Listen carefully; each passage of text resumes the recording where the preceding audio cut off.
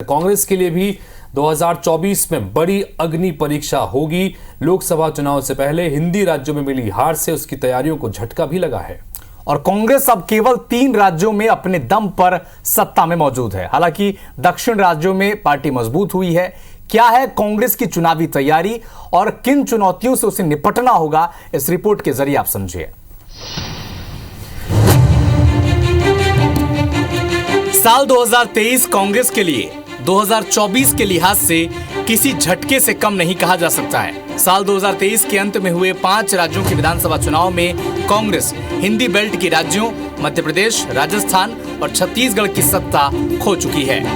कांग्रेस का पूरा फोकस अब लोकसभा चुनाव पर है।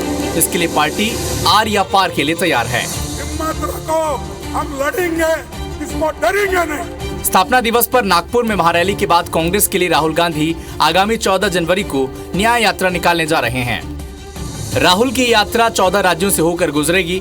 इन राज्यों में लोकसभा की 355 सीटें हैं, जिनमें 129 सीटों पर कांग्रेस और बीजेपी के बीच सीधा मुकाबला था और इनमें केवल 7 सीटों पर कांग्रेस को जीत मिली थी। राहुल गांधी की न्याय यात्रा जिन राज्यों से होकर गुजरेगी, उनमें केवल 2 राज्यों में कांग्रेस गठबंधन की सरकार है, जबकि 9 राज्यों में बीजेपी और 3 राज्यों में अन्य दलों की सरकार है।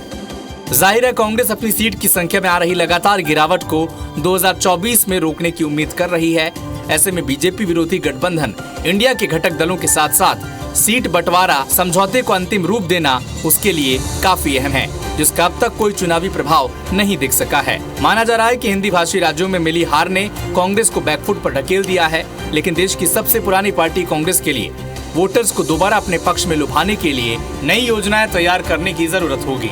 बीजेपी ने कांग्रेस की मुफ्त योजनाओं और जातिगत गणना के मुद्दे की काट के तौर पर क्रमशः मोदी की गारंटी और प्रधानमंत्री की 4 जातियों, महिलाओं, युवाओं, गरीबों और किसानों को खड़ा कर चुकी है। Bureau report, IBC 24।